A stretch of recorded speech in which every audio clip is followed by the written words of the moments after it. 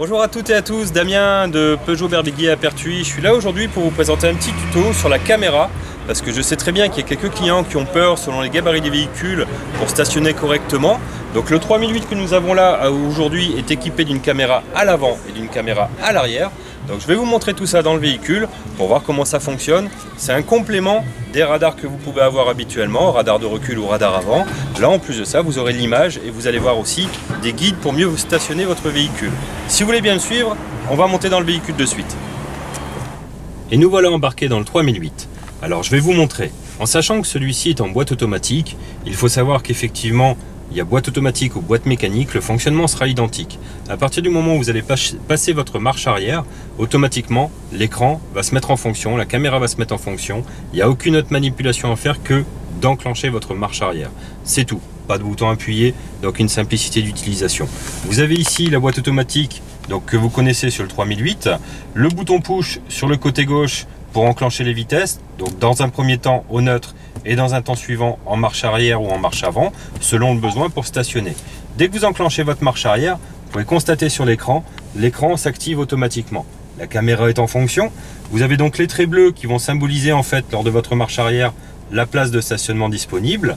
Le trait rouge à ne pas dépasser parce qu'après le trait rouge, c'est le pare-choc que vous pouvez voir juste là. Automatiquement, vous allez faire boum. Là, l'avantage, c'est que vous avez un visuel en plus du signal sonore des radars de recul pour vous aider à stationner. Donc lorsque je fais ma marche arrière, donc j'y suis, je fais juste une petite marche arrière pour enlever le frein à main électrique et là vous voyez l'image défiler au fur et à mesure. Donc là plus besoin de se soucier des voitures qui sont à l'arrière puisqu'elles vous les indiquent, vous les avez en visuel, vous n'avez plus besoin de vous tourner. Si on est un torticolis, l'avantage c'est que vous avez directement l'image présente sur votre écran.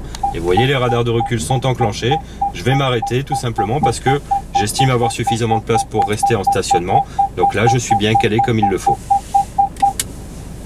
Alors comme vous pouvez le voir, j'ai triché un petit peu parce que là c'était une simple marche arrière en ligne droite.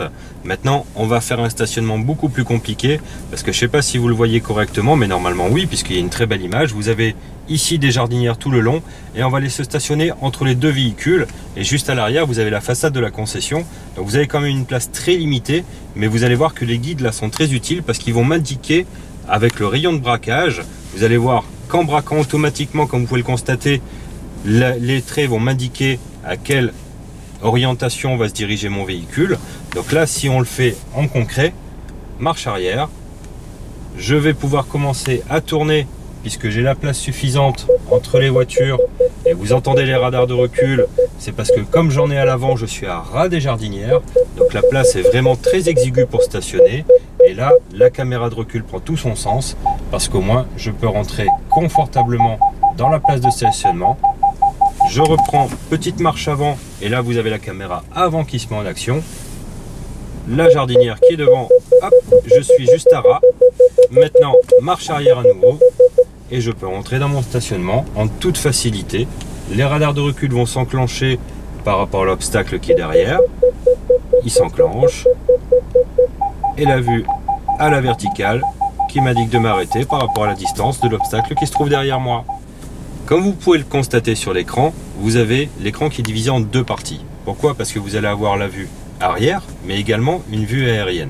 Cette vue aérienne, en l'occurrence, comme sur ce véhicule, on est sur un 3008 GT, donc c'est le modèle le plus haut de gamme dans la version 3008, vous avez toutes les aides, c'est-à-dire vous avez aussi l'aide avant, l'aide arrière et la vue aérienne.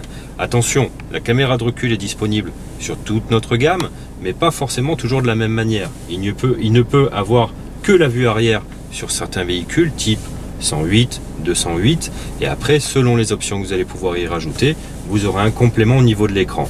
Donc là si je fais en phase recul, mon écran m'indique par rapport au trait à l'endroit où je dois m'arrêter, je vais arriver au trait rouge, je m'arrête et à ce moment là c'est la vue aérienne qui va s'enclencher pour vous indiquer réellement à quelle distance vous êtes de l'objet qui se trouve derrière vous. Merci d'avoir suivi cette vidéo, en tout cas j'espère que les explications ont été claires. Si vous souhaitez l'essayer, n'hésitez pas. Moi-même et toute l'équipe de Peugeot Berbiguier à Pertuis, on se tient à votre disposition pour un essai, un devis ou éventuellement acheter la voiture. N'hésitez pas. À très bientôt.